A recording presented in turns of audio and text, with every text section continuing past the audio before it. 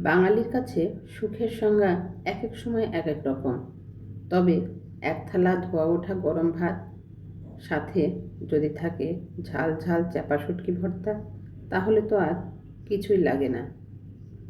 চ্যাপা শুটকি ভর্তা করছি, পেঁয়াজ রসুনের পরিমাণ একটু বেশি নিয়েছি। এই যে শুটকির ঘ্রাণ, এটা অনেকের কাছে শুধু খাবার না, এটা একটা ইমোশন। ভর্তাটা একটু ঝাল ঝাল না হলে ঠিক জমে না, তাই মরিচ আর রসুনের ঝাঁজে তৈরি হচ্ছে আজকের তৃপ্তি। পাশে গরম ভাত হচ্ছে, আর এদিকে সারা ঘর ভর্তার সুবাসে মোমো করছে।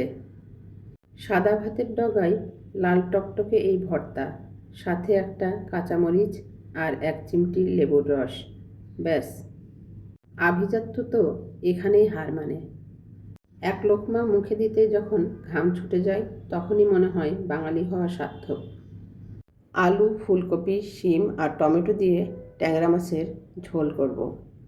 ফুলকপির ঘ্রাণ, শিমের স্বাদ আর টমেটোর হালকা টক সব মিলিয়ে একাকার। এই ঝোল শুধু ক্ষুধা মেটায় না, বরং সুস্থ থাকার ভরসা যোগায়। রান্নার এই ধোয়া ওঠা রূপটা দেখলেই কেন যেন মনে পড়ে যায় সেই ফেলে আসা দিনগুলোর কথা, যখন পরিবারের সবাই মিলেমিশে গোল হয়ে বসে খাওয়ার অপেক্ষা করতাম। আজ ব্যস্ত দিনের অনেক কিছু বদলালেও এই ঘরোয়া স্বাদটা কিন্তু বদলায়নি। পুষ্টি আর তৃপ্তির নিখুঁত ব্যালেন্স এই ট্যাংরা মাছের ঝোল।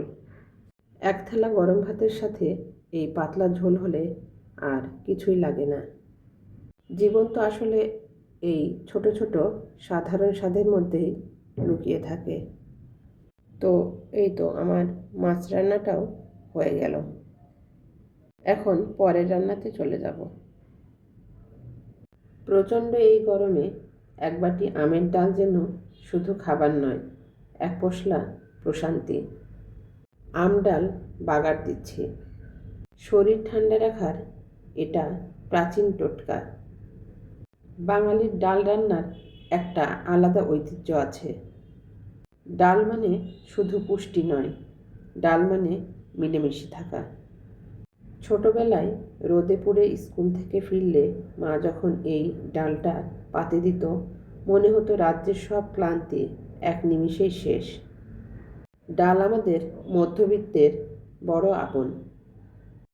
এই গরমে পরিবারকে সাথে নিয়ে আমের ডাল খান, কারণ কিছু স্বাদ কখনোই পুরনো হয় না।